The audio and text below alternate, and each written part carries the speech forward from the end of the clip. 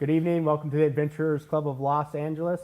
I'm here with Bill Altaffer, member 1095, the world's most traveled person. And we're going to be getting into some interesting stories tonight. Before we start, if you like our channel, please subscribe. That helps us out. And just as a reminder, there's going to be a Q&A at the end where we answer some of your questions. So if you're watching live, go ahead and throw some questions into the chat. And at the end, Andy will read them off and Bill will be here to answer them live. Well, 3 seconds delay, right? Almost live. So, Bill, you're the world's most traveled person. Is that correct? Yes, but I'll explain that in the next hour. Yeah. What does it mean to be the most traveled person in the world? Like, how does that even measured? How do you? Well, different people measure it different ways. Okay, so back in 1964, there was a company here in LA, and I'm going to angelicize my talk tonight and talk a little bit about things that people from the LA area will be familiar with, you know. So where Tay's restaurant is down on Sunset, this club formed called the Traveler Century Club, and it was formed by Hemphill tour managers, which I became later. And the idea was to meet with clients and other escorts and discuss how to get to different countries, what hotels to stay in, things to avoid, things to do, et cetera. So this was a travel company? No, it was or a consortium? Hemphill was a travel company, and but the Traveler Century Club was started by their escorts. And, okay. then anybody could join who had been to 100 countries. So that's kind of where you first got started counting the number of countries? That's when I started counting. And at that time, I'd probably been to, 60 or 70 countries. That list at that time was about 130 countries in 1954. And in 1954, so there were 130 countries on the list. Then, you had to hit 100 to be there. How much of the world did that represent at the time, just like rough? All of it. So there's only 130 countries? At that time. Wow. And then today, like Ryan Trapp wrote a book called Chasing 193. So his list is 193 countries. That's a book that you can get, and myself. And that's how many countries exist in the world today? By his list, and most people confirm that. But yet you can go to the post office, and they used to, probably they don't do it anymore, they used to have a paper manual, and they had countries for the post office. And their list, last time I looked 20 years ago, was probably about 220 places.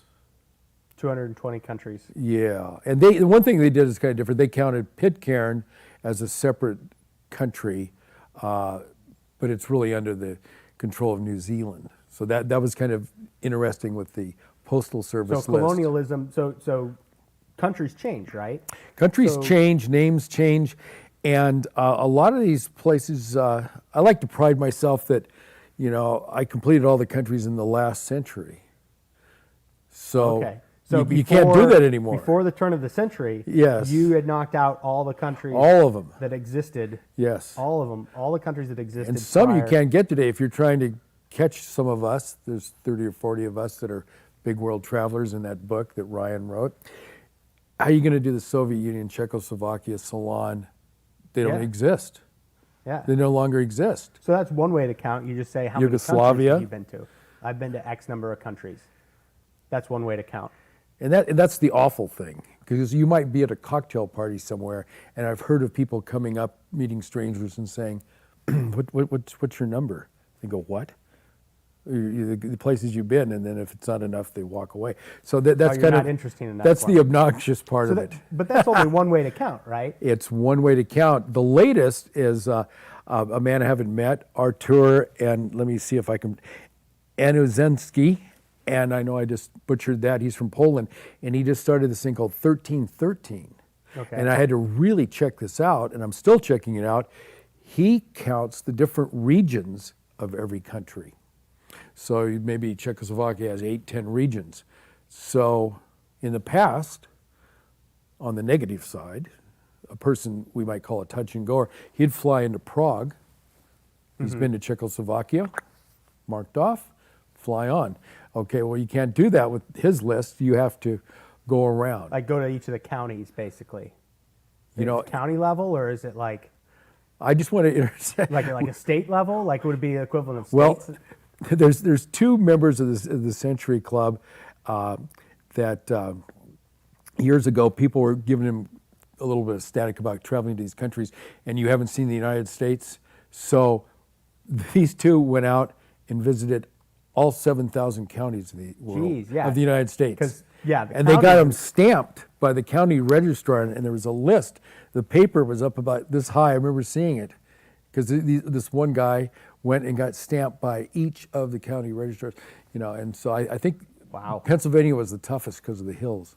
But Yeah. anyway, there's that list, and then there's Charles Valley expanded his list beyond the Century Club, and his numbers are up or around 1,000.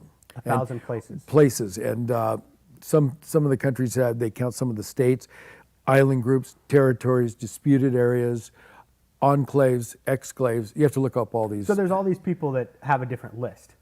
Everybody seems to have a different list. It seems like, I don't know, if I was creating a list, I might skew that list towards me being at the top. Like, because everybody has a different way they like to travel, right? Right. I have a friend, David Oldfield in San Diego. He went to Socotra with me years ago, and the Pamir Highway, and he only counts beautiful places. So he has this thing in his mind. But it's subjective, right? Very subjective. So my list, part of Charles Valley's list, is the UNESCO list. There's about 1,000, 1,100 UNESCO sites, and the UN in their cultural department or What's whatever it UNESCO is. stand for? United Nations, something cultural, ESCO. I don't know. I forgot. But they're cultural sites, They're right? cultural sites. Or like a natural site. They could be man-made, or they could be like What are some of the ones like in California? Grand Canyon, the Golden Gate, Yosemite, Okay. stuff like that. And so I think that when you do the UNESCO sites, you see it shows that you've seen more of the world, more of each country. And theoretically, that doesn't change if. It only changes if you mess it up. Like, for example, Scotty's Castle isn't one of these, but it is a national monument. But if you were to go in Death Valley and finish the swimming pool, it's no longer on the list because you modified the thing. So some countries don't have UNESCO sites. And so there's a bit of politics and money exchange. I just came back from Moldova about, 9 months ago, and they have one UNESCO site. And Right. it's a monument in the middle of Moldova that it measures the curvature of the earth. It's not much bigger than, a small statue. And that's their one UNESCO site. And there'll be other places, like I don't think Somalia has any UNESCO sites. So then does that count as a. So I can see how that would be hard.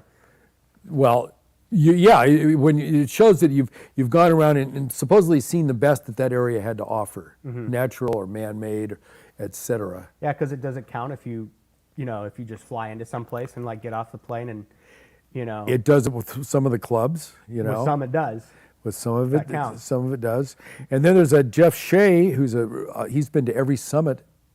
He's climbed every summit in the world. That's pretty impressive. And his list is like 7,100 places. And so that's all the states, countries, territories, colonies of the world. And that's the most extensive.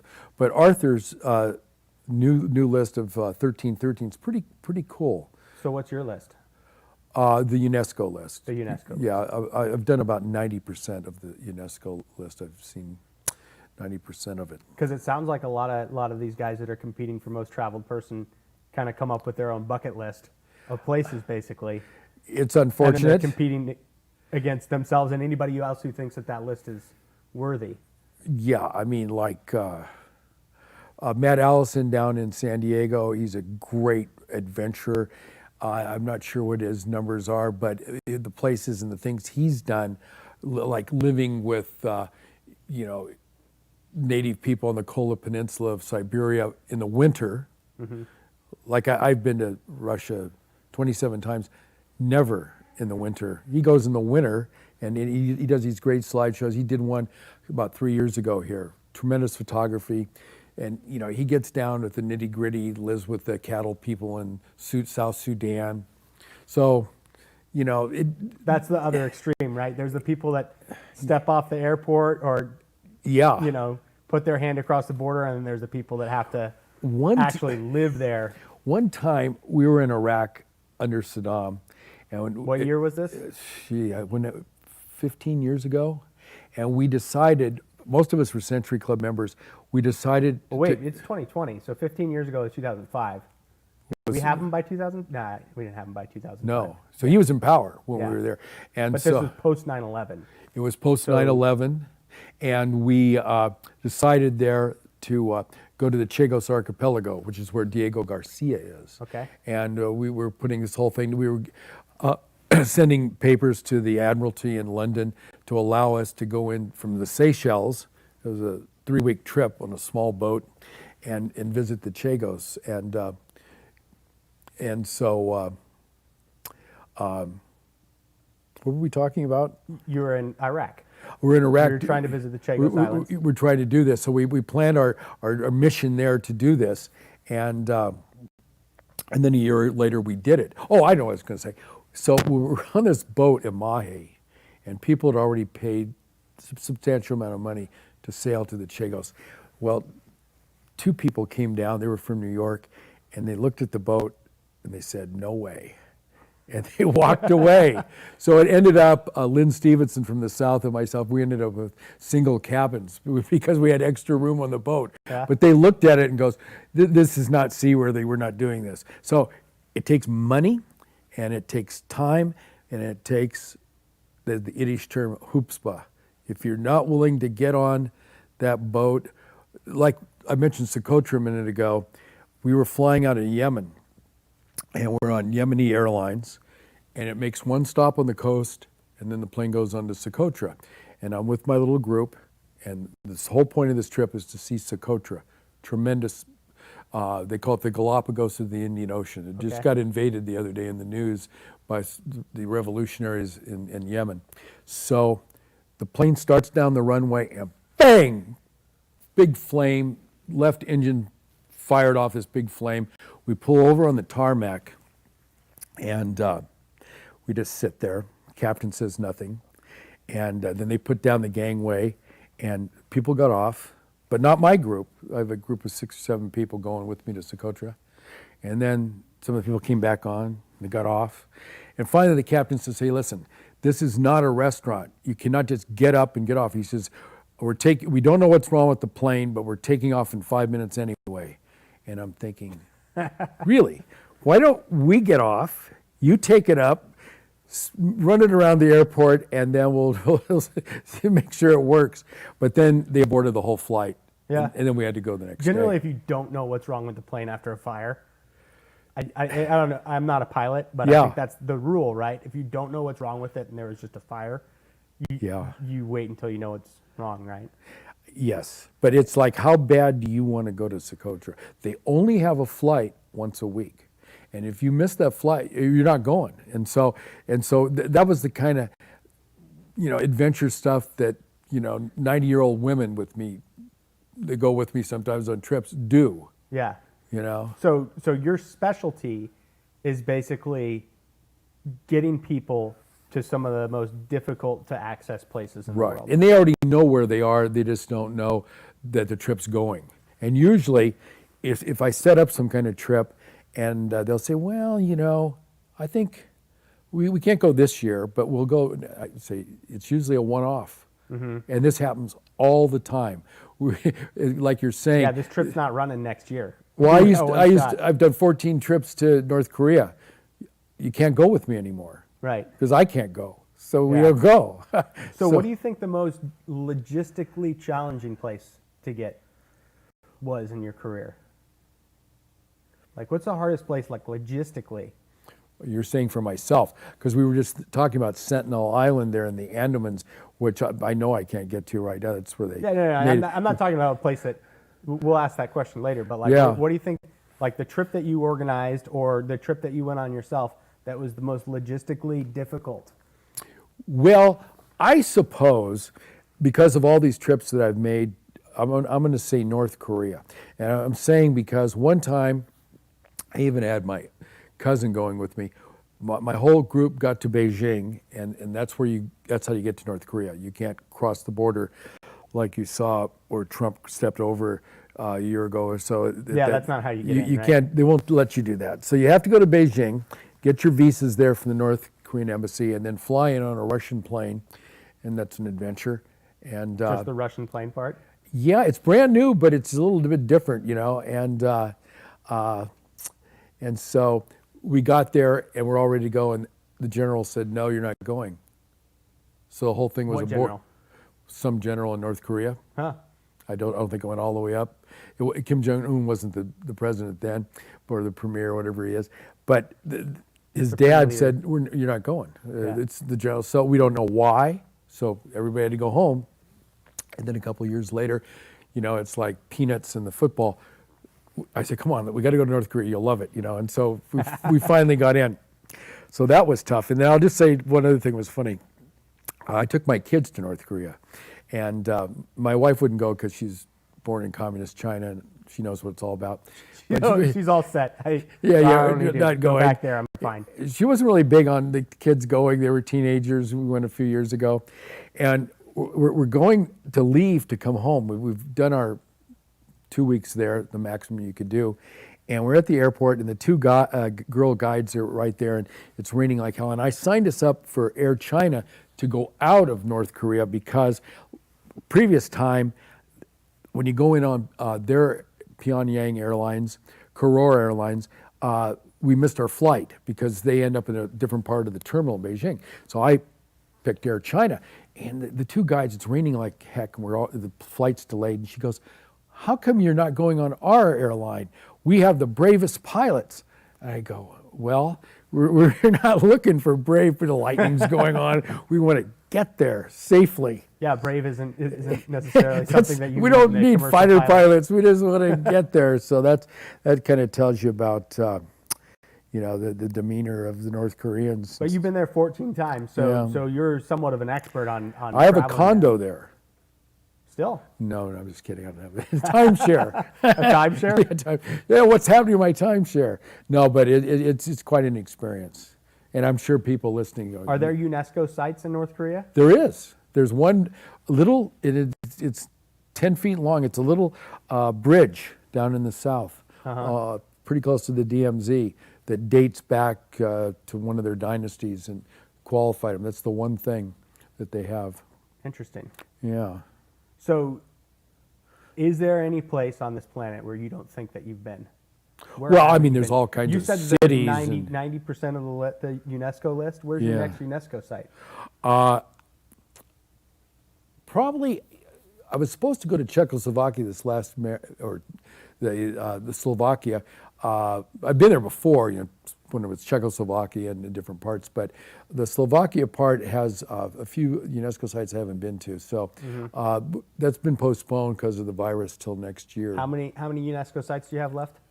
Well, about 100. 100. But like I say, they change them. Sometimes they get dropped, sometimes they get added.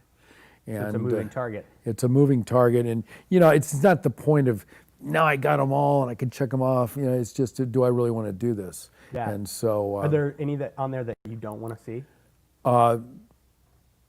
yeah. Do you want to throw one under the bus here? There's a lighthouse out in the North Sea called Rockall. Yeah. There's nobody on the island. It's just a lighthouse, and it's got 60-foot waves sometimes. And so I don't want to go there. Is that famous one with the picture? It could be. I know what you're talking about. I'm sure it has There's a time. guy standing on the backside of the lighthouse, and Yeah, and how's he going to get off that? So I don't care about that. For myself, everybody has their own idea. It has to have culture, history, or something. I think it needs people. right. There's a few spots in Antarctica that some people count that I don't count. You've been to the North Pole? Yeah, Been to the South Pole? no, but I've been No. to Antarctica 3 times, so not to the pole. Well, yeah, I have been. We have a member here that could maybe, I don't know if he can facilitate that. He should be able to. Well, it happens periodically out of Chile. You can get Yeah. there on flights, Yeah. And sometimes you get turned back and the weather and all that kind of stuff. But my first trip, was when I was 7, and it was This is your first trip that got you into traveling, right? yeah, and that's the one where the ship sank in Glacier Bay, which is Wait, in Alaska. so your first travel Yeah, with my experience. Tell us parents. about your first travel We experience. took a train up to Vancouver, And then we took the Princess Kathleen Canadian Pacific Line, what they do today with the basic summer Alaskan trips, but it was a smaller ship, and it didn't have radar. It hit an iceberg in Glacier Bay, and we had to get in lifeboats pretty quick and go to the sister ship, which was nearby. So that's how it started off, and I thought it was a part of the trip. As a little kid, This is part of the yes, like experience. We all just Disneyland. get in lifeboats, Just an experience there. Yeah. But So you grew up in LA, right? I grew up really close to here, and Los Feliz, And John Goddard used to come and give speeches at your I high went to school? Marshall High, and he's always been my mentor. He would come and he would do his films like Kayak Down the Nile and the Congo River, and he was, an assembly. And, kids would, if we were good, we got an assembly every month. And so he'd bring an ocelot kitten and do his 16 millimeter black and white show. And I'd see him, with his explorers flags and stuff, and I thought this is great. And then years later, when I went to SC, everybody would talk about John Goddard because he was a member of our fraternity. And in the back of the Sigma Chi house, there's a palm tree, and he climbed that damn thing and set up on top. Just like in the little, like when the I palms just set go up down there, like things this, you just moving set- around like that, And so I said, I couldn't believe it. And then when Hellweight came, they knew I was affected by this. You got to climb that tree. I just, no. They gave me these ice picks and stuff like that. But that was a bad idea. But in the process of getting to visit countries, I had all but 3 of South America. And so it was really hard to get these. This is also hard to get these visas for Suriname and Guyana and French Guiana. And so those 3 are really hard. People are never in the embassy, and you do all this paperwork. It took a year. So I'm finally going in. You would actually have to go to the embassy? No, you do it by correspondence. Okay. But it was really difficult. And to get the flights there were a big problem. And so one of my buddies, Kevin Merrill, he's with me, and we're going there. And we went out to, this is in French Guiana, where Devil's Island is. So we went out to Devil's Island. And it's kind of cool. Devil's Island is kind of guarded by the French Foreign Legion.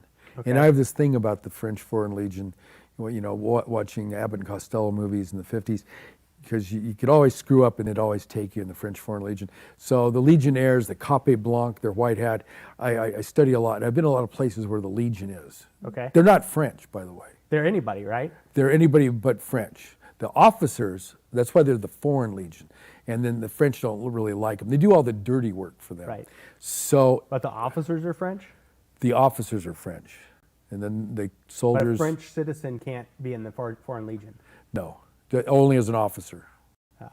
but not as a grunt arm. And these guys, they're mercenaries and pretty neat guys. They have to learn French, and they have to learn how to cook, and they cook for us there. And when it was over, we left the island, we get in the rental car, and we're driving back down the road through the jungle.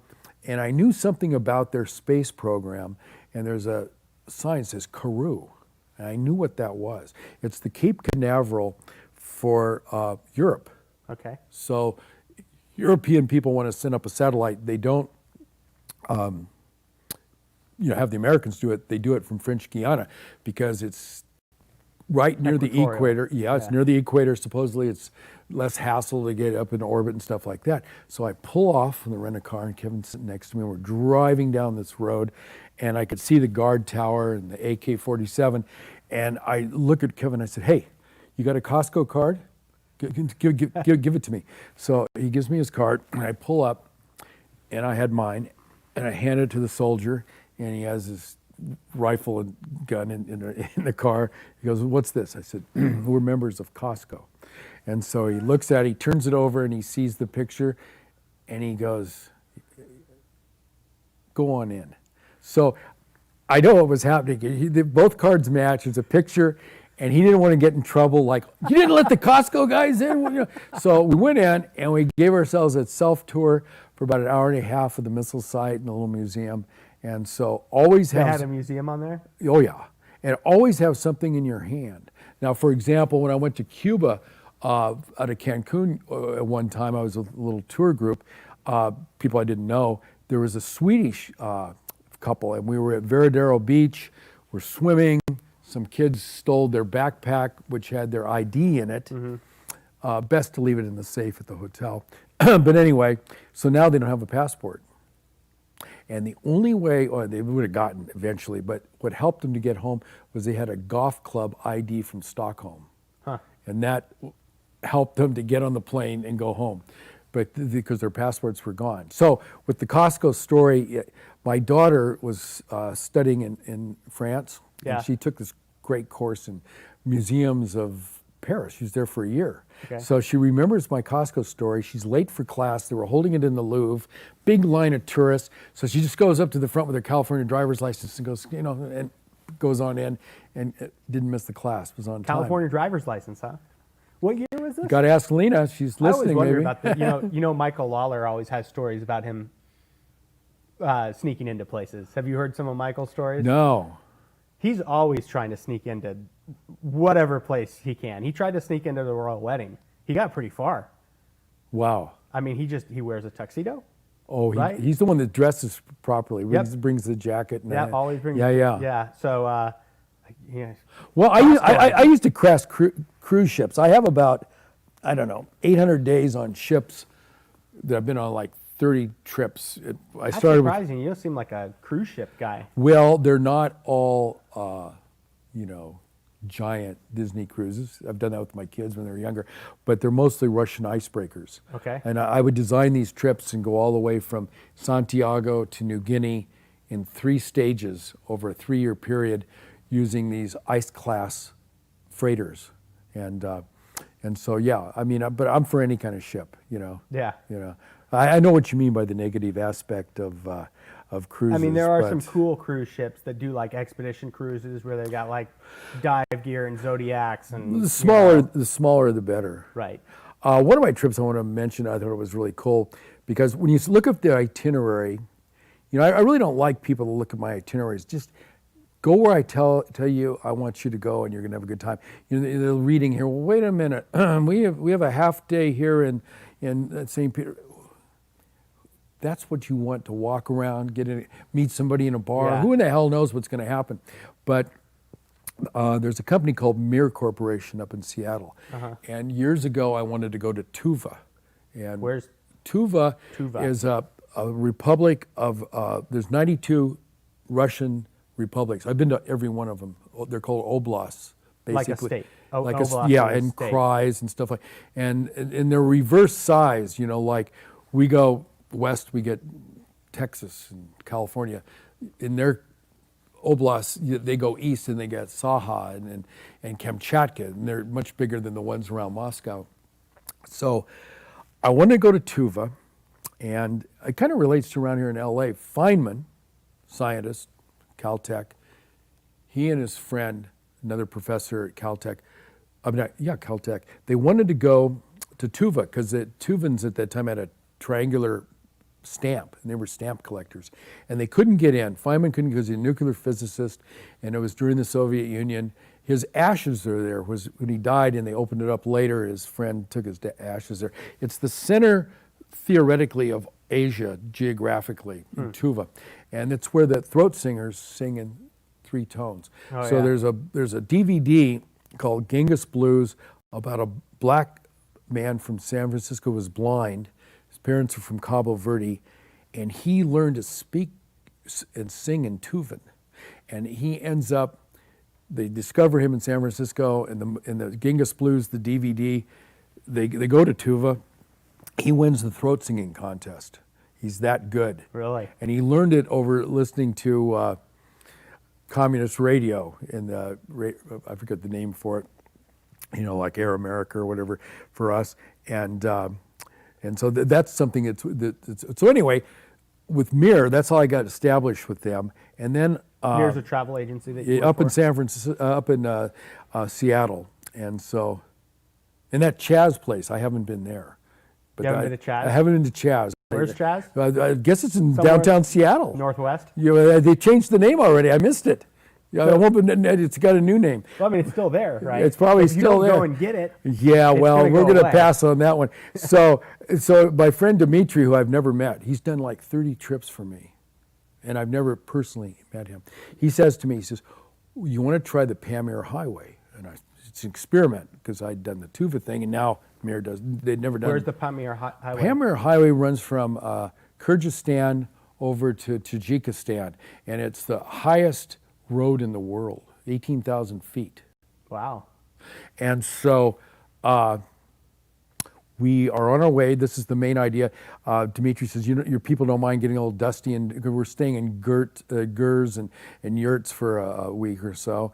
And I said, no, we'll do this. And we're on this highway, and the guide says, look up there on the hill. You see that building up there? He says, you know what that is?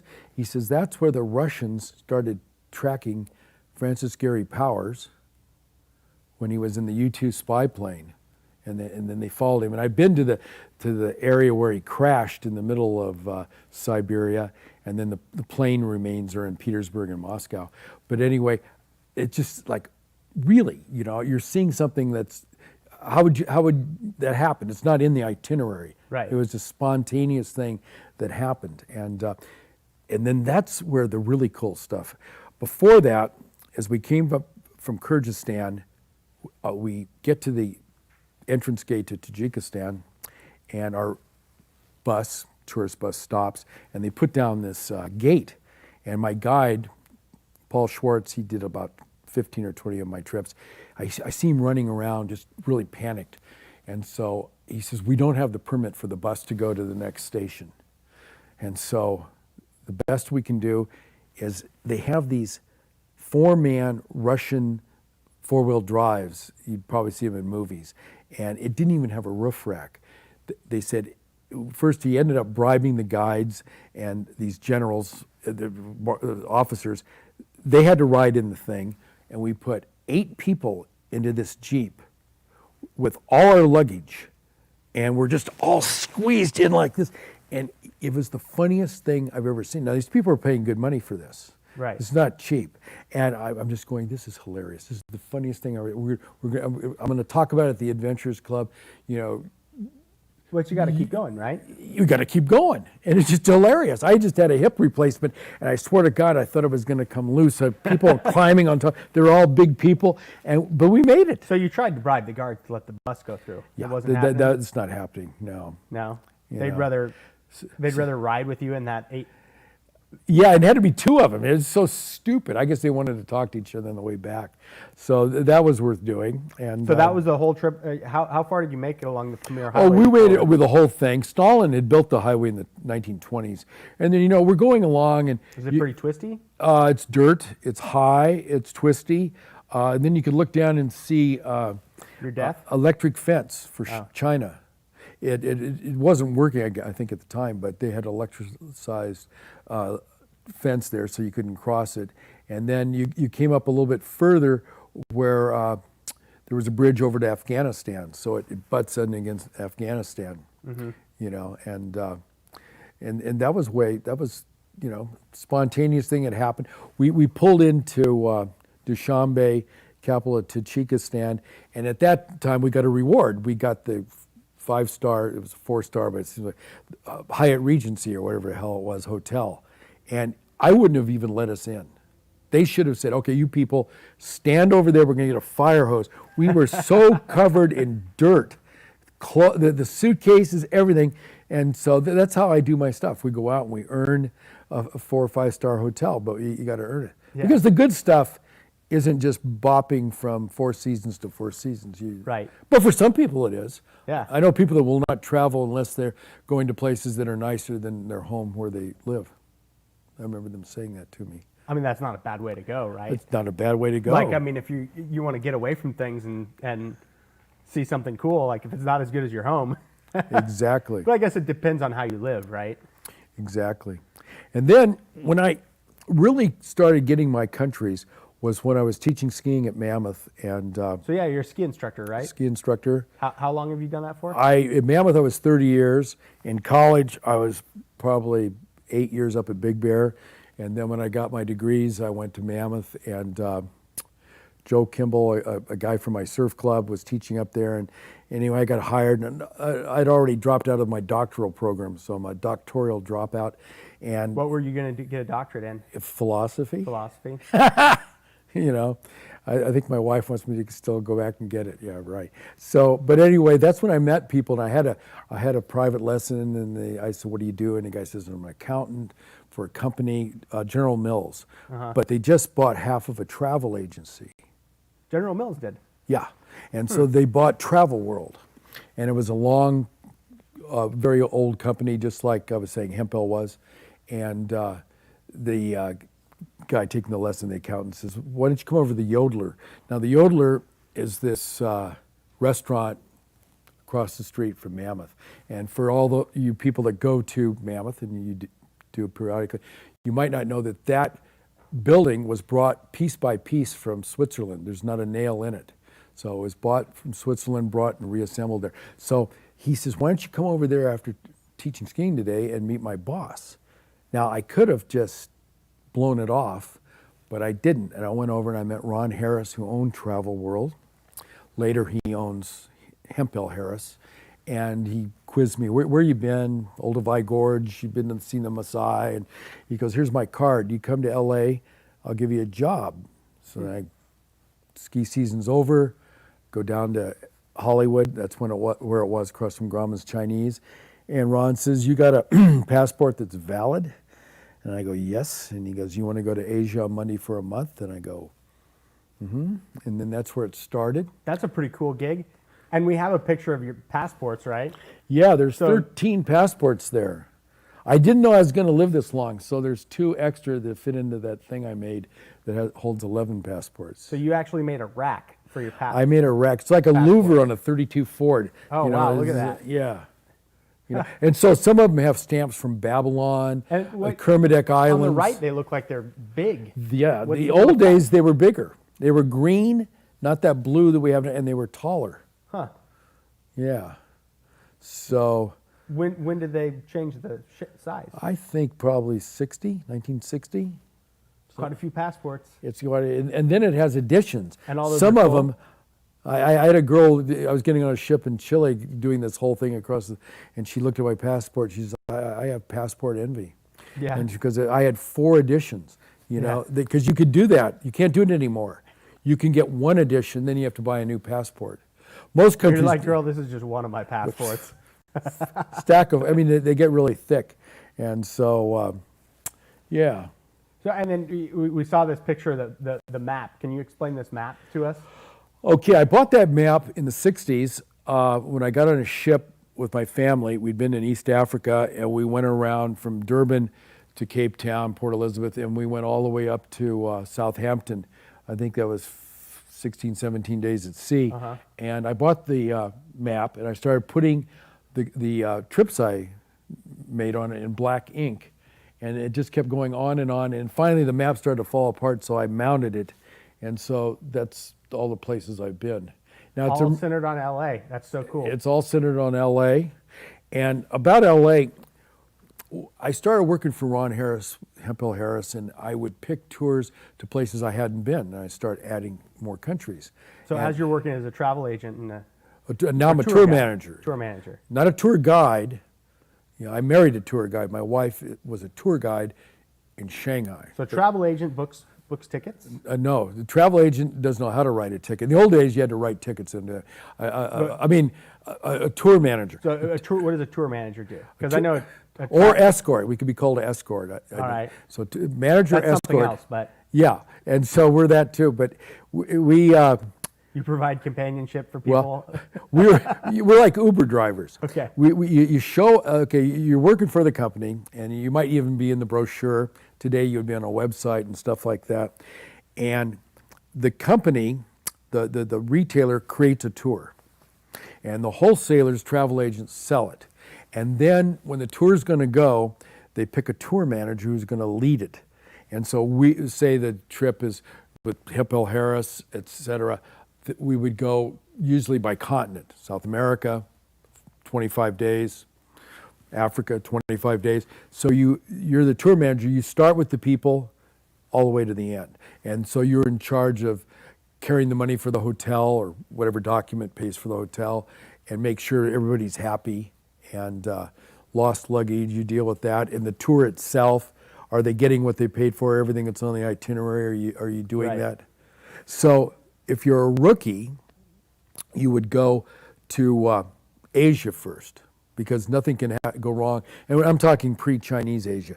You would go there, and the Japanese, they just do a great job, and Filipinos. So you don't have any issues that you have to work out. Right. You don't have to worry about like the bus doesn't have a permit or like. Right. Yeah. So then, They don't lose the your luggage. second year I worked for, I come down from skiing and stuff. Ron says, where do you want to go? And he sent me to South America. And in the 70s, that was the hardest place to escort, because anything could go wrong. The airplanes never show up. The attitude is mañana, more so than Africa, really.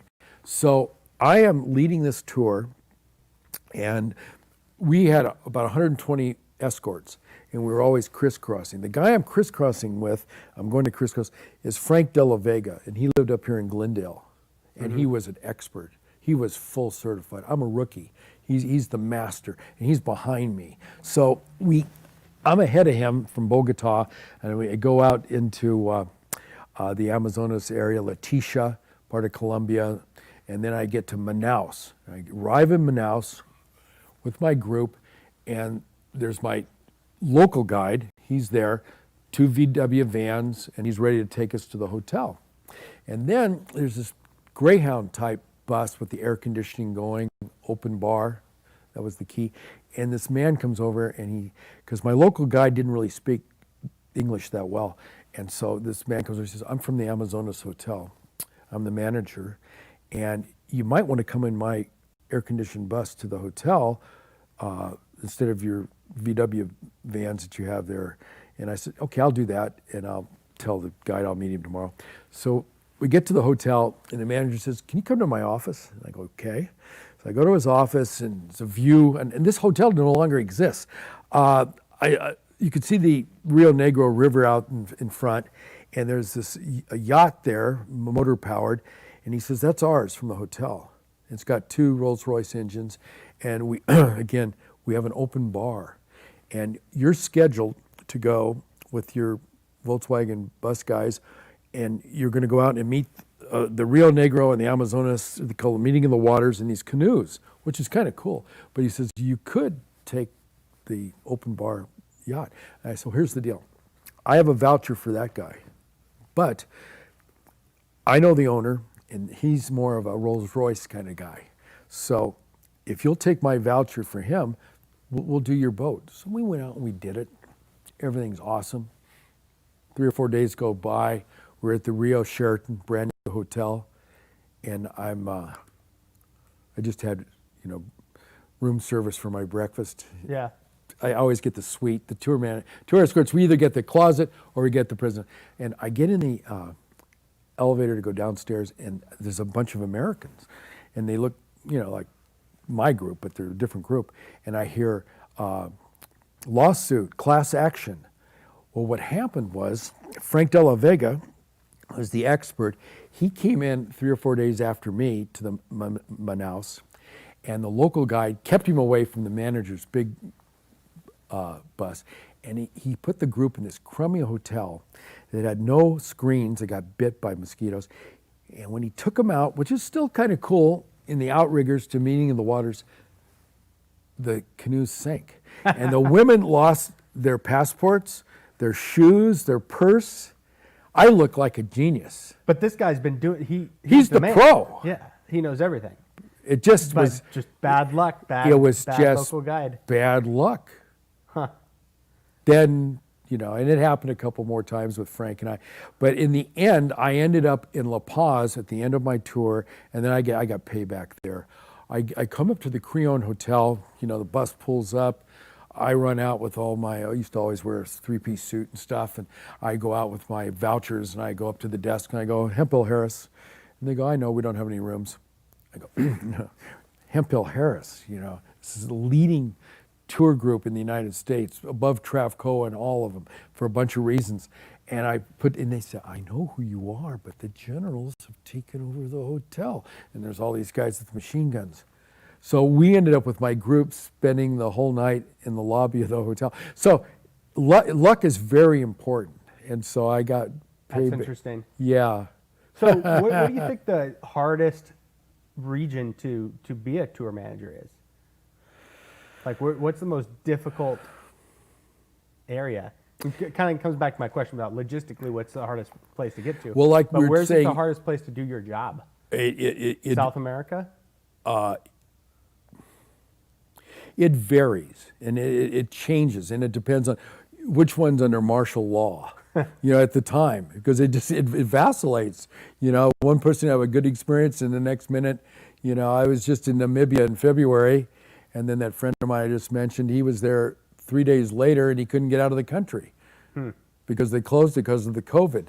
Yeah, you just don't know. And they cost him $10,000 to come back. They had to charter this Ethiopian airline flight, he was telling me, to get back. So being lucky is more important than anything. But you can help make your luck too. Right. I'm always looking at where's the luggage, all that kind of stuff, where we're going. One time I was in New Guinea when the Australians were giving the independence to the New Guinea people, and I was up at Mount Hagen, and this lady was the local guide, Australian, nasty, nasty person, and she lost all her luggage. And I know she did it on purpose. I have a picture here of a mud man. That's one of my slides there. Yeah, and I think I know that one. And there's one lady there with the longer breast. That's because she nurses pigs. This is the mud man? That's the mud man, a sorrow mud man. And she grouped us with another group. She messed up my whole tour. Yes, the right breast is for the pig, because in New Guinea, the pig gets dominance over the child, because the pig's more important. Wow. We got to keep the pig alive.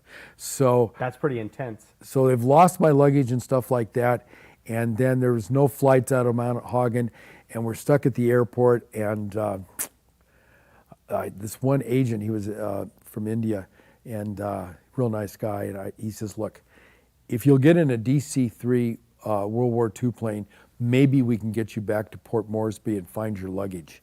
And I said, okay, let's do that. So we're hopping through the jungle with this DC-3, and my clients, there's no pressurization, it's cold as hell, even though it's in New Guinea, and stuff like that. It just, That's a rough trip. But back to this New Guinea, the pig suckling, that's real. They value the pig more than the child? The pig is more important than the child, because it's the mainstay of the family. And so the woman, nurses the pig, makes sure it's okay. That's nuts. That's why we travel. Isn't that cool? Yeah. And I noticed the other day I saw. You just never think about that. Yeah. That is why we travel, right? Yeah. And where this place went on today, they've got a souvenir stand. So it's like, I know you went somewhere, but when did you go there? Yeah, that's an important factor too. Okay, so of all the places that it's no longer there. Well, it's probably North Korea. I would like to get back to North Korea, but I know it hasn't changed. It's just the restrictions on it. But it's the countries have changed names, but the Soviet Union is much better now as Russia, or the parts that it broke up into. I used to despise Eastern Europe. Eastern Europe is probably one of the greatest places you can go to today. Poland, Bulgaria, Romania are awesome. But when it was under the Soviet Union, you hated it. When it was under the Soviet Union, it was disgusting. But you went there during that time. I did. I started out in 1964 with my family, and we went there. And then in the 70s, I went back as a tour manager, and in the 80s again. But today, you know why? Because of communism. Yeah. It's gone, and the mob runs the country. So. And the mob's into tourism, I take it. They do a great job. Best restaurants, best hotels, best thread count on the sheets. Yeah. Yeah, the mafia. That's how they make their money? That's how it runs. Huh. It runs, That's crazy. It is crazy. Yeah. So are there any spots that you don't think that you'll ever be able to get back to? Well, West Africa is the toughest place to go. Okay. And so there's 56 countries in Africa, I think 53 or 4 in Asia. Those are my two favorite continents. But West Africa is the toughest area in which to fly and or to travel, and because I've been by ship too. But there used to be an airline called Air Afrique, and everybody complained about it. It was a subsidiary of Air France, Air Chance, as people used to call it. And Why Air Chance crashes or like? they just did it off Brazil 3 or 4 years ago. They iced up and crashed in the Atlantic, and Fernando de Naranja is an island out there that they brought the parts of the plane to. But so Air Afrique was always put down, but Air Afrique would connect like from Addis. You could go to Central African Republic. You could work your way into Chad. You could work your way into Senegal, Ghana, Angola. Without it, today you have to almost go back to Europe, to the colonial power that ran that West African country. So if you want to go to Angola, you got to go from Lisbon. If you want to go to the Congo, you got to go back to Amsterdam. So there's no regional flights available. there's no, and the airlines, the local planes are leaking fuel, water, and you look at the plane, should I get on that thing or not? There's duct tape on the wheels, and it's either stay here or that's your way out. Huh. Now, what about traveling overland in those regions? Way difficult. The border, crossing at the border is almost impossible. The amount of baksheesh you have to pay to bribe the guards and stuff. What is baksheesh? Payoffs. Yeah, that's the official word for payoff. Yeah. So there's a couple of companies that have these big giant Mercedes trucks that take a 9-month trip from London to Cape Town, and they will drive through those countries, but they don't take anybody above 30, and they make their own meal. And most people don't make it all the way. They punk out, get a disease, go home. Why don't they take people over 30? They have to cook the own food. You have to put up the tents. They don't think we can gut it out. So, it's really difficult to go between there's so many banditos and places like that. So what you're saying is there's tour companies that are more extreme than what you do. Oh, definitely. Oh, absolutely. Yeah. Mine's cush. We don't do 5-star hotels every night. We put one in, When you need it. When we need it. But we stay in great 2 and 3, 4-star places. And the people at Mir, and my friend Dimitri, he sets up hotels that are really great. And it's a much better experience than being in an American hotel chain like Hilton and Sheraton. Right. So because you miss the whole thing. Now, what was your most recent trip? Most recent one was to Namibia in February. Right. I'm living off that trip right now. I'm going out of my mind. My next one's, and I miss Slovakia. How often would you normally travel? Like you'd be home. I go 3 or 4 times a year.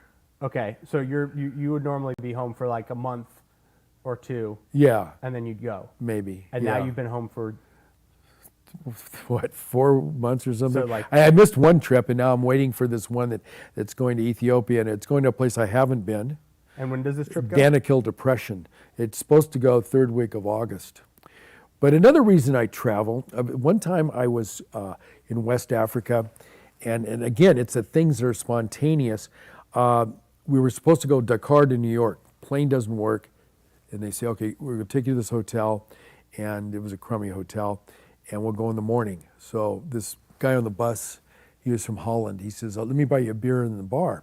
So we go to the bar, and it was just like the Star Wars bar. We had cantina? Like the cantina. We got SAS soldiers. We got Belgian Rangers, Marines. We've got former Cello scouts from Rhodesia. We've got all these foreign legionnaires, and they're drinking at the bar. And this guy says, is in Namibia? No, this is in Dakar, Senegal. Oh, sorry. That's right. And so the guy says, you see that older guy at the bar? He says, you know who that is? And I said, no. He says, that's John Denard. And Frederick Forsyth, when he wrote his book called Dogs of War, he wrote it about him because John Denard was a mercenary, former legionnaire in France, and he took over the Comore Islands with his pseudo soccer team, and they ran it for for about 15 years. So the French government Took over an island. took over the whole and they island. ran it for 15 years. Yeah, he was the king of the island.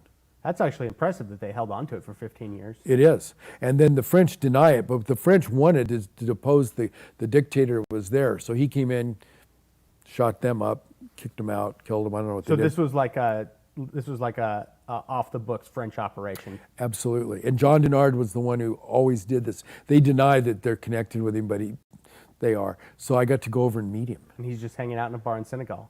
Yeah. And, you know, like I say, Frederick Forsyth, Dogs of War, great book, worth reading. Yeah. So, you know, so these things happen. That's why you travel, right? That's why I travel, keep traveling. So You what own the about world. You said that you took a recent trip to the Lena River. Yeah, I did that about, Where is the Lena River, first off? it starts near Lake Baikal, but the water doesn't come out of the lake. It comes from underground nearby, and it goes north, and it goes up to the Arctic Ocean. And I've been trying to find So is this like right central Russia? east central Russia. Okay. So if you just took Siberia as a separate thing, it's kind of in the middle of the Siberia. Of Siberia. And the oblast it's in is 20% of Siberia. It's a huge Wow. state, and has no bridges across the Lena. The Lena runs for about 2,500 miles. No, But there's if it bisects Siberia, how do they get? There's not a single highway that goes across that thing. no. There's not a highway that goes across Siberia. Oh, there is to the south, but it's mostly trains because Okay. of the permafrost. So this whole oblast, Saha Oblast, it's all permafrost. About 60% or at least of Russia is frozen down 8-10 feet.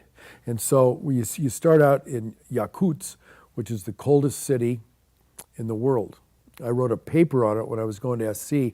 I had an anthropology teacher, and he had photographed all these tribes of eastern Siberia, and now I visited every one of the tribes that he taught us about when I was going to school. And I'm sure he never thought, Ivan Kranskin was his name, that some punk in his class Would be visiting would these ever places? do all this stuff. But it's one of the few classes I ever got an A in, but it was awesome. And so I've been on the Ob River, I've been on the Yenisei. They had a big oil spill at the top of the Yenisei the other day. It's a big mess. I've been on the Volga, I've been on the Amur, I've been on the Angara, but the Lena I hadn't been on with a ship that was nice. And this ship was really nice. And it was built in '86 in Austria. And it sailed out of down the Danube into the Black Sea. And then it went around into the Dardanelles, into the Mediterranean. It took 2 years. Then it went across to Gibraltar, and it went up by Ireland, and it went up by the Faroes, and it cut across Murmansk, and then it went across the Northeast Passage, which I've done on a Russian icebreaker, nuclear, before, and then went all the way across to the mouth of the Lena River, and then it went 2,500 miles down to Yakutsk, and so it sits there. So I called the other day, because it goes 4 times a year. It's not going this year. So again, that's another trip. Somebody wanted to go with me So last four year. times a year, it makes a 2,500-mile journey. Starts up in to the June, Arctic Ocean. does 4 of them. Last year it only did 3 because it got turned back when you're trying to get to a town on the Arctic Ocean called Titsky, and an awful place. You know, one of the worst What places. an awful destination. Oh, we're just going to. unbelievable, you know. and the place where they had the oil spill is called Dudinka or Norilsk. Look up Norilsk. So this is definitely a trip that is about the journey. It's about the journey, and you know, these guys are great pilots. The ship was great. The food was great. We went up. We saw the people at Titsky, and Felt sorry. yeah, those places up there were designed for military. They're part of those secret cities of Russia. There's, like, if you wanted to go there in the 70s or 80s, they go, where? They don't exist. Yeah. So now they've opened them up to tourism to a point, and secret cities. And Is it difficult to get into Russia and travel like you travel? you have to get somebody to get a special visa for this. It's not just your Russian visa. You got to get a permit. Like I took the family 3 years ago now on the Ob River. Some people call it the OB, and we did the same thing. We got on the boat and went down the river. And your company handles that, like logistics? I work with Mir on this because they have companies, little offices all the way across Siberia. Mm-hmm. But I plan the trip, and then, like I say, Dimitri How do you does get all the this special visas and stuff, though? he helps get it. Or he turns me over to the visa companies that'll issue the visas. So that's part of the value of a travel company and an escort like yourself is all that you get walked through that as a traveler. Well, if you were asking me to go maybe to Ireland or Spain, not doing it. Yeah, you got to do it yourself. Those are easy to do, Right. and the people that do it now do it better than. But I'm going to places that aren't normal, and so they're more difficult to get to. They aren't normal. I go to places that aren't normal. No, they're not normal. Yeah. You know, why would I want to go there? Yeah, for sure. I mean, well, because that's where the interesting stuff is, right? I have a friend who took his girlfriend on the Nile River. Yeah. And at one of the meals they went down the Nile on a ship that's part of a hotel. It was either the Sheraton or the Hilton. And then he told me she just started screaming, the flies, and I got to get out of it. Some people can't take this. A lot of people are insecure, when they get, but my people, we're looking to get away from whatever's happening at home. The more you get away from places, the cleaner it gets. And, it seems like if you're in a nasty city that's filled with a bunch of people, it tends to be a lot more dirty and kind of make your skin crawl. But if you get out in the middle of nowhere somewhere, like, doesn't matter what country you're in. I'm sure if you're in the middle of nowhere, Siberia, and it's negative 20 degrees, it's going to be the same as negative 20 degrees in Alaska or Canada or wherever else, right? Well, Siberia, you got to take it down another 30 degrees. Negative 50. Yeah, oh, absolutely. Like, Putin likes to ski. I know this for a fact, and he's built a lot of ski areas in Siberia. And I thought about one time bringing a group to Siberia to ski, and I found out it's 60 below at times, and that's standing still. So if the wind chill factor, I mean, there's no way, your eyes would just freeze. And so Putin skis that? He built the ski resort there because he thought that'd be a fun resort? I think Putin's a pretty tough guy. Yeah, skiing in negative 60? I think maybe. They do it. They have Doppelmayr ski lifts, which are the world's best. And yeah. Are there any ski resorts and there's boarders too, like yourself. Yeah. A lot of people boarding Kamchatka. Well, I think I'm a skier now, but I'm not. But that's better. Yeah. We call the boarding the dark side. The dark side. My kids have never boarded. My daughter did it one day and got hurt, and so no, we're just. Are there any nice places to ski in Siberia? You looked it up, right? Oh yeah, they got these. Oh yeah, definitely. But that's not negative 60. Well, I would like it could to be. I would like it to be 20 degrees. That'd be nice. Above or below? No. Above. Yeah. Well, that would be a warm day. It's dry. I've talked to soldiers in Siberia that said they come out and they take the chickens out of the coop and they throw them in the air and they freeze. Yeah. Okay. My paper that I did on Yakuts, where they have the Permafrost Museum, was described. And you're talking about roads. There's very few roads in Siberia, and when they do have roads, they're really a mess. But the trucks all caravan. And so when they caravan at night, they're never out there alone. They stop at these lodges to have food and sleep. First thing they have when they sit down, ice water. Because if they don't, they have hot soup and break their teeth off. That's how serious cold it is. Huh. So Yakutsk is the coldest city, and then there's a town about 200 miles from Yakutsk, which is the coldest village. People will go there. When I did this trip on the Lena, there was a Japanese guy, and he was on his way there. So what's it like on the boat or the ship? it was great. It was So like on the river itself, is it warmer or is it still? it's still freezing. So there's more traffic, cars and stuff in the winter because they go out on the ice and they drive 200 or 300 miles to another town, but they can't do that in the summer. So there's no bridges. There was supposed to be a bridge in the Yakuts 3 or 4 years ago, and some politician took the money and So they just only transit this area in the winter when it's frozen. on the Otherwise, no vehicles. roads. Yeah. Yeah. And in the summer it's boats. And so these boats are just sitting there frozen 9.5 months out of the year. Yeah. You know, and but I like Russia a lot. But I've done so many trips. I'm running out of places to go there, and I've been working on Eastern Europe. But this Danakil depression in Ethiopia will be it's going to be 130 degrees. Mm-hmm. We're going to sleep on rope beds made out of rope. It's like a hammock, but I guess. it's less comfortable. I haven't done this. This is on the list. And, we're going to go to the normal stuff, Lalibela, Andar, Axum. And that's what I do when I see people. As I can usually spot somebody who's from Somali or anybody, and I'll see them doing whatever, wherever I am, say in San Diego. I say, where are you from?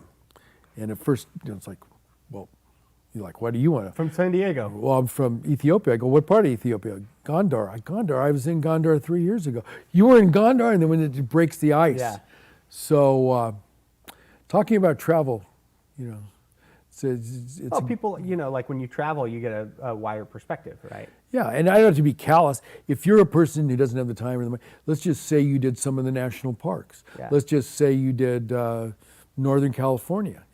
Whatever it is, just get out of your comfort zone, try something different. Okay, so I got a question for you. It's going to two-part. First, of all the UNESCO World Heritage Sites, which one wins in your book? I know that's tough because there are lots of beautiful ones, but which one is the most deserving of a UNESCO World Heritage Site of all the globe? Yosemite. Yosemite? Don't you hate when I do that? The next question was going to be, what's the best one in California for someone to go to? Well, I just answered it, didn't I? Yeah. I used to get, and I'm serious about this, and we'd be starting this tour from LAX and stuff, and they go, what's your favorite country? And I go, Mexico. Really? I love Mexico. The people are so great. The food is terrific. The food is I'm pretty serious. I love Mexico. So, I mean, that's that one. Now, Namibia, where I just went, outstanding, super people. I like it all. It's all good. But Yosemite is just gorgeous. It is pretty great.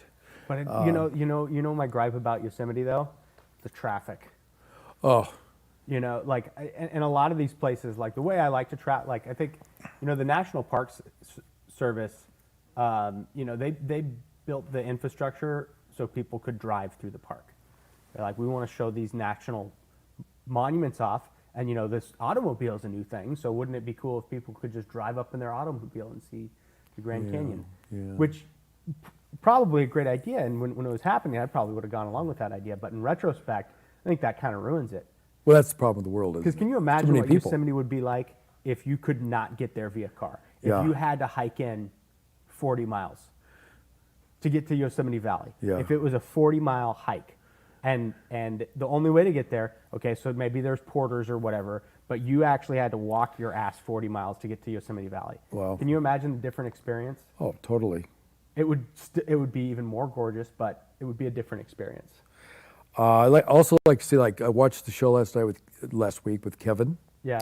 And, he had Mother Teresa, and he had the Dalai Lama. Uh-huh. And so, Oh yeah, tell us about, I'm sure you've met some celebrities, right? well, I didn't meet him, so I'm not comparing myself to Kevin, but I was in Addis Ababa, 73 or 4, and I step out of the Hilton Hotel, and I see all these military guys lining up, and here comes the red limousine, which was a symbol of the king of Ethiopia, Haile Selassie. So I just took my Kodachrome You and got a picture of this? somewhere over there on Yeah. the screen.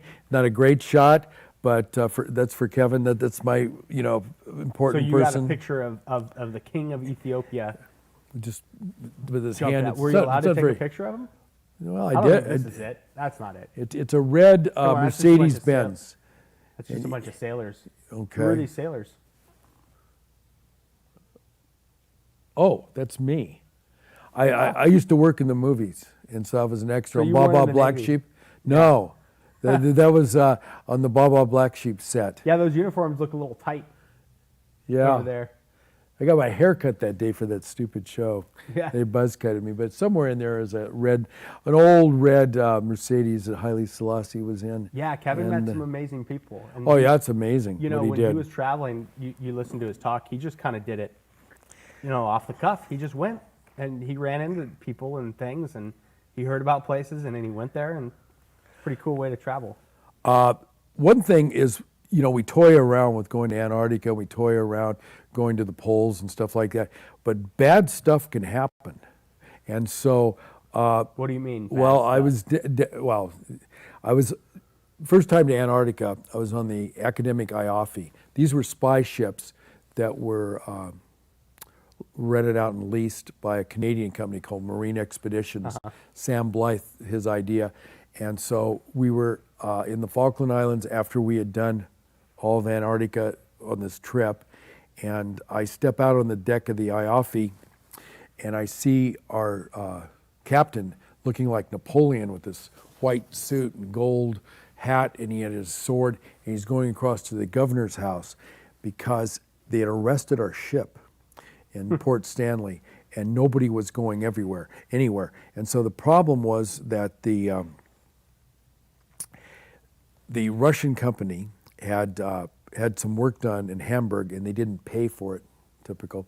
And so the Germans had the British serve the papers for arresting the ship in the Port Stanley, which messes up everybody.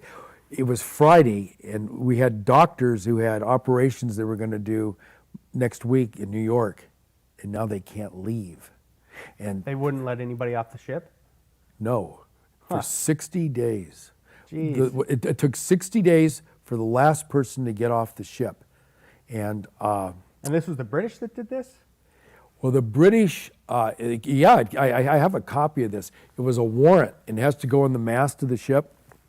And it said, in the name of Her Majesty Queen of England, Sovereign of Scotland and Wales, we hereby impound this ship.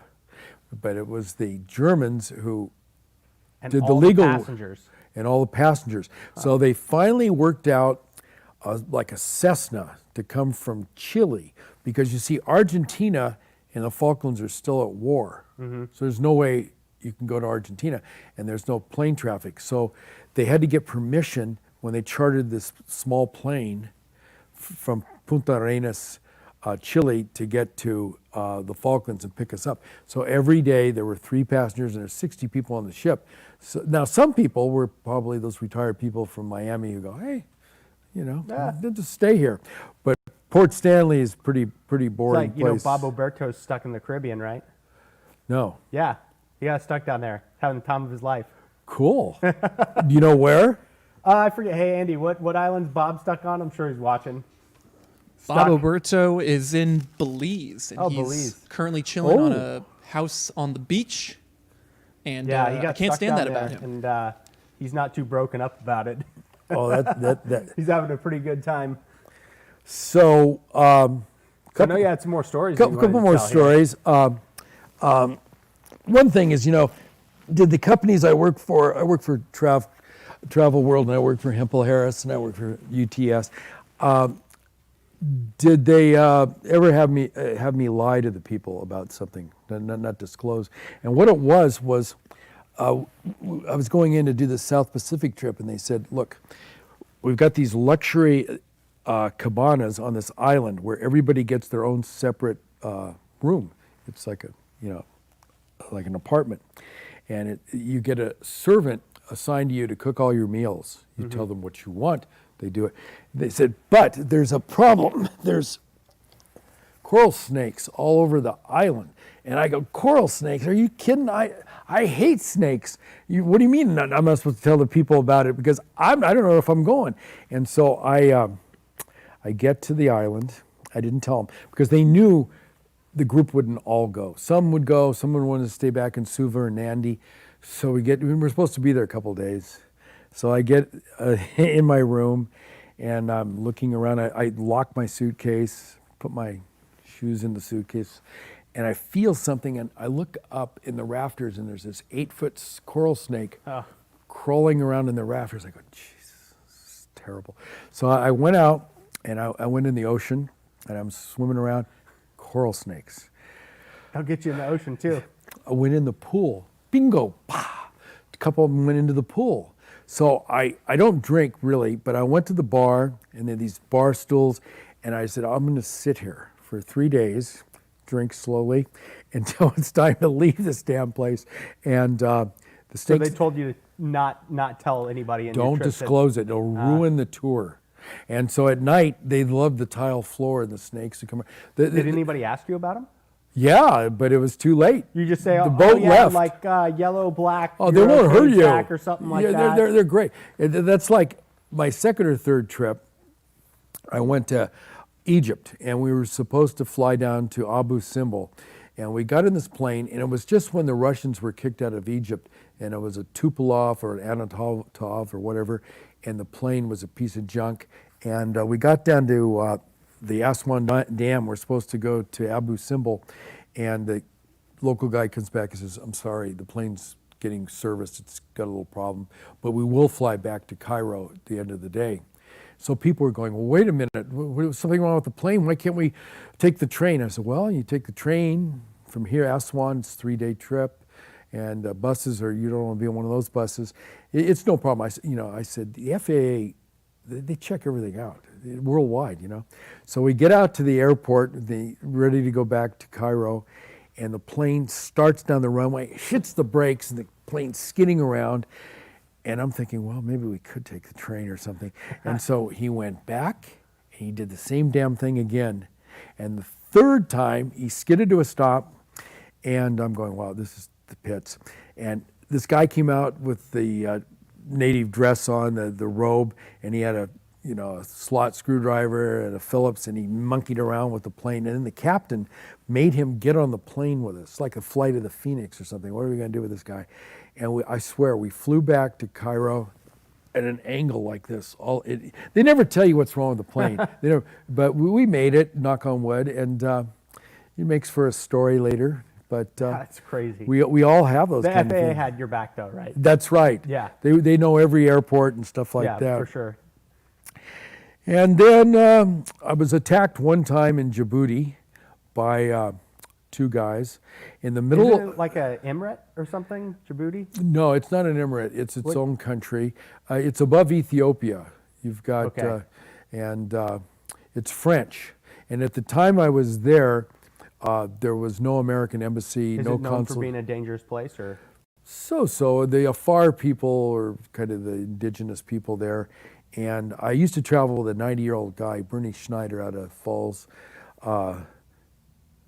Hills, New York. Mm-hmm. And he was in his 90s. And when these natives would see his passport and look at his age, they would just go, oh my God, never saw anybody over 40. They were blown away. So he says, Bill, can you get me some postcards? And so he stayed at the hotel. I went down to get these postcards, and these guys got around me, and I used to study karate in the old days with John Leoning over on Lancashire in North Hollywood. He was real big in guiding the studios on their martial arts, like the movie Kung Fu and stuff.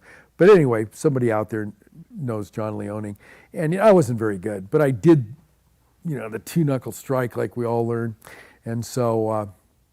So did you fend off these I motors? did, because They didn't get a damn thing from they you? reached in my backpack, and I had my heart, because at that time I had real tickets, with the what do you call it, paper, the copy paper on them. And if you lose the ticket, it's like cash. You're not going anywhere. You have to buy a new ticket. So now with the digital, it's in the computer, no problem. Right. So I had my ticket. The trip was just starting with my buddy Bernie. I had my money, I had my credit cards, I had my passport and my visas, very difficult to get. Nobody's getting it from me. I mean, I'll fight to the Alamo death. And that's what I did. And so, it was just, because I used to have these dreams.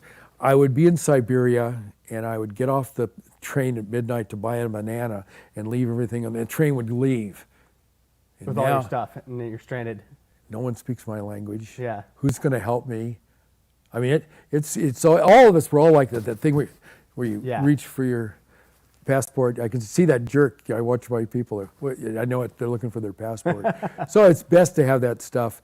You figure out your system. What's best, so it's So you don't lose stuff. Yeah. yeah, because it could be a big problem, and then that becomes the problem of me if I'm the tour manager. I have That's to. an issue that you have to deal with now. Yeah, I have to deal with Yeah. that, and so it's scary.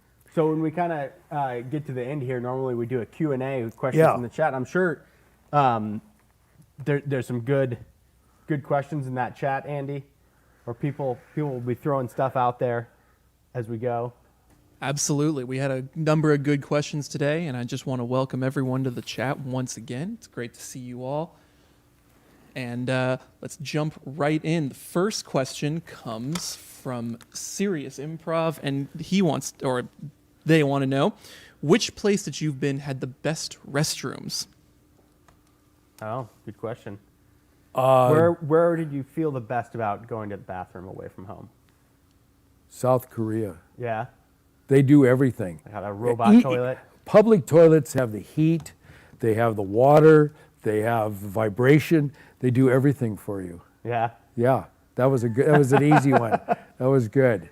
South Korean toilets. I've heard they're good. Worst was probably in the Stan countries, the Tajikistan, Kyrgyzstan. Yeah. At some point, I just want to walk out into the woods. You know what I mean? At like a certain level of restroom, I'm like, I don't know. It's best. Yeah. Basically, somewhere above. Go with the porta potty. bears. Yeah, go with the bears. I'd Yeah. rather take care of my business outside. Absolutely. What else we got, Andy? Next question comes from Larry Stern, and he wants to know, have you ever spent a night or two in jail? You were arrested on that ship, but that's different. Yeah, and very then nautical. and when we got to Diego Garcia, we got the British commandos were in a helicopter hovering above us. But where I did have trouble would be. I have to think about that for a second. Can I get back to that one? Yeah, Arrested. like in jail. Did you ever spend a night? In No, jail? I never spent a night in jail. You almost did you ever almost get arrested or think that you were going to get arrested? Oh, that's what's the thing. Okay. I was in Iraq. Saddam Hussein was in power. Uh-huh. And the Al Rashid Hotel, as you walk in, it had George Bush 1 mosaic tile. And you step on his face because that's the most insulting thing an Arab person can do to a non-Arab is to He show. probably walked in and be like, "Oh, cool." So I'm at the Al Rashid. It's the hotel where you guys saw all the newsmen up on the roof as the missiles were coming in to attack Baghdad in Gulf War I. So I see these white Mercedes pulling up with all these generals, and they all have their 6-gun, just like cowboys, on their hip. And I take a few pictures, and all of a sudden, 3 motorcycle cops start coming over to me, and I think, okay, this is it. You know, I'm going to lose the camera, film for sure, and I might be in the chair with the light. And they walked over to me and they said, "Would you take our picture?" And so that's as close as I've had with the law. That's a pleasant brush with the law. That was fine. All right, what else we got in that chat? Got a lot of questions in the chat tonight. It's good. Next question comes from Serious Improv. UNESCO added 29 new sites in 2019. Have you been to any, and do you plan to go to any? I have. I think I've been to some of these before they were sites, and I don't have anything specifically planned to go to any of them.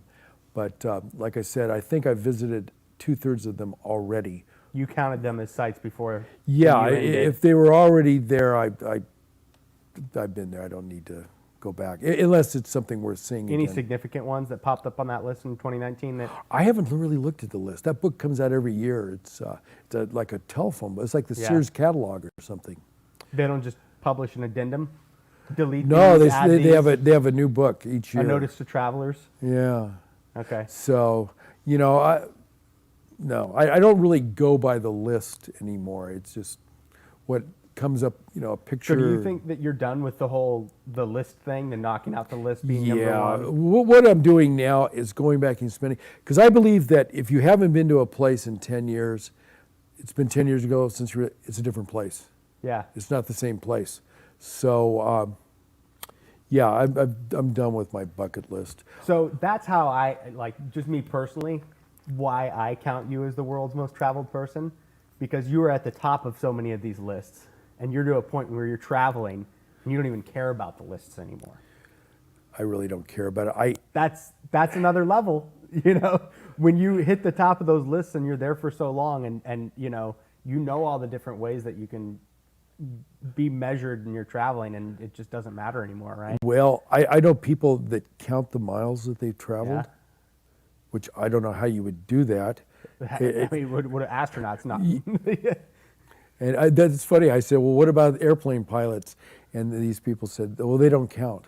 Because they're, Well, they don't. Why do don't they count? But So if you're in the passenger seat, it counts. Yeah. Yeah, exactly. So, I mean, people have lists. You know, they have lists of everything. Lists of golf courses, restaurants. Okay. Yeah. You know? So, Or it's like scuba divers. Do you scuba dive? no. Okay. Well, you know, scuba divers at some point, you know, when you're starting, everybody's like, well, how many dives have you done? And then at some point, it's like, I don't know. I have no clue how many dives I've done. Yeah, it's like you don't Thousands, I really don't know. care. I mean, Yeah, the experience, you know, you might have a new member, you know, Jim Goodrich, who's won every yacht race, and he's just saying, you know, powerboat people go from port to port, and that's their trip, and the sailboat people, you know, it's the sail that they're, Yeah. the experience of that, not the destination. So, Interesting. So what else we got in the chat? A couple more questions. Speaking of Jim Goodrich, Captain Jim is watching tonight, and he from the Big Island in Hawaii, and he's loving the Aloha shirt. So, oh, he is. shout out to That is a Captain nice Jim. shirt. It is a nice shirt. Thank you. Next question: in the Adventurers Club, it's well known that there is an island formerly owned by member Herman Jessen called Jessonia. Have you ever been to Jessonia, and do you plan on going? I have no idea where that is. Jessonia. Do you count places like that are countries declared, like Redonda or Sealand? Have you been to Sealand? I know of it. I don't count it. Oh yeah, I've been to Sealand, but this place, I've never heard of this place. Have you heard of Redonda? Yes. Yeah. Oh, that's the island. Well, the king is a member of the club. Is that right? Yes, the king of Redonda. No kidding. Wow. What else we got in that chat? Next Four more question. questions. Yeah. Next question comes from. I'm sorry for my mispronunciation in advance. Parviz Malakuti, and he wants to know what were the best bars and discos in the USSR.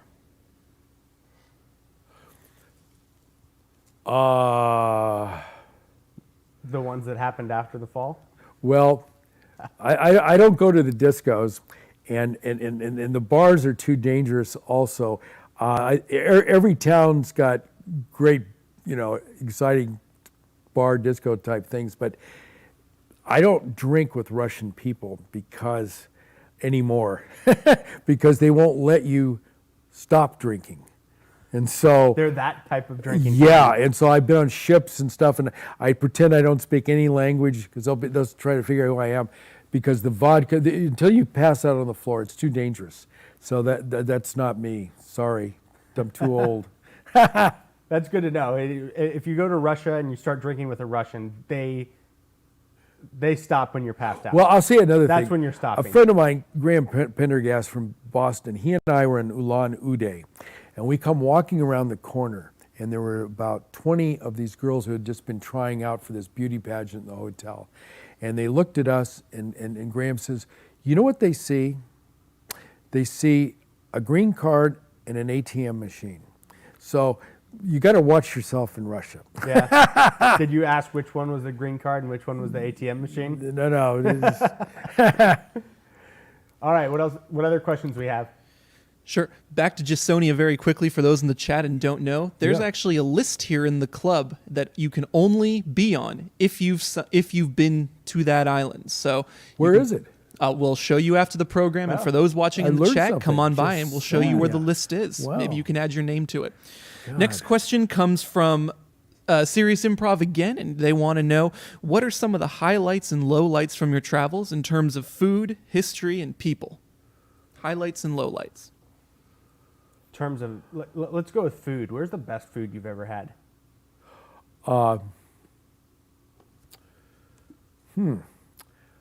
Argentinian steaks. When I ate a lot of meat, Just straight beef. the best. Argentina, there's no comparison. Maybe Korean barbecue in Seoul, Korea. That was Amazing. the best. It's awfully good. You know, So what country has the worst food? Like what region if you're just like not looking forward to the food at all? well, it changes, and it used to be Australia, but then they Australia let used to be the worst food. Oh, yeah, absolutely. The British taught them how to cook, Yeah, and that's when the British were bad. But with the Asians, when they finally let the Asians into Australia, that totally changed. I would say the land where the worst drivers are in the world, and I'll go with Iran. I'm not really big on kebab. Everything is kebab, sheep, everywhere you go. So that's not my gig. I don't look forward to. I don't know. I'm a fan of Persian food. Okay. They got a lot of good stuff. Yeah. That rice. Yeah. I know what you mean. All right. One more question, right? Two more questions. Speaking of Iran, Parviz Malakuti wants to know how were your experiences in Afghanistan and Iran? Well, Iran has the friendliest people, and great food. worst drivers in the world. Beyond it, there's no question. They pass on the curve at night with no lights. And, I'd call up somebody at a travel agency. I was talking to Joe last week. I'm sorry, he's not here anymore. Well, when he's dead. And we got one time with that 90-year-old man, we got in 2 wrecks in one day. And then I told Bernie, I said, tonight I'll buy the wine in the hotel. Of course, they don't have wine because they don't drink. But Worst drivers and they don't drink. yeah, they not anymore. Shiraz came from there, but that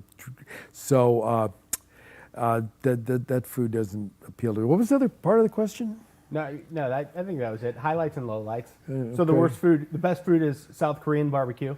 It's awfully good. And, Japan, sushi bars. Australia, not great, but a little bit better. Now today it changed, Yeah. Yeah. All right, one more question, Andy. Final question comes from Michael Bershad, and he wants to know, in regards to the final frontier, would it appeal to you to travel into space? I've been asked that before, and no interest in that or going down to see the Titanic. It's just I don't. What if it was free? How far are we going? I'm not going to Mars. You go to the ISS and back.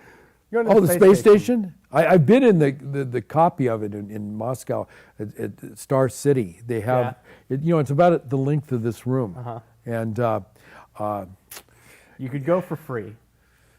how long am I going to be there? I don't know, a week. Okay, I do it for a week. You can do it, Mir does this, by the way, corporation. Is it? They'll take you to the space station in Kazakhstan. I mean, the training and if Mir Travel does. Yeah. They're one of the people that'll do it. Because I heard that the Dragon capsule was selling seats. Are they one of the companies that purchased those seats? I think they can. I know they have tours to go over and that you go through the cosmonaut program. Did I miss something? I thought Mir is. Well, Mir's the name of the space station. It's also the name of this travel agency. Yeah, but Mir's means peace. Yeah, but it came down, didn't it? No, Didn't the space station. the one they all go up Didn't to. they deorbit it? No, that's I the thought one. it's all That's, the ISS space now. station is Russian. The ISS, International Space Station. Is right? Mir. Which isn't Mir. Oh, I thought it was. Mir's a different space station. I think it deorbited. Okay, several that years I ago. see. That's I don't know any of these I should things. know that, but I know the ISS is not the same as Mir. Okay. There's Skylab, which is ours, and Mir, which is the Russian one. Huh. Yeah, and then ISS. Well, I learned something. Yeah. All right. Well, thanks, Bill, for coming out. Is there anything you want to say? Yeah, I wouldn't even be here tonight if it wasn't for John Goddard. And so he would always end his phone conversations with me by saying, "To be continued." So from the Adventurers Club of Los Angeles, To be continued. thank you for watching.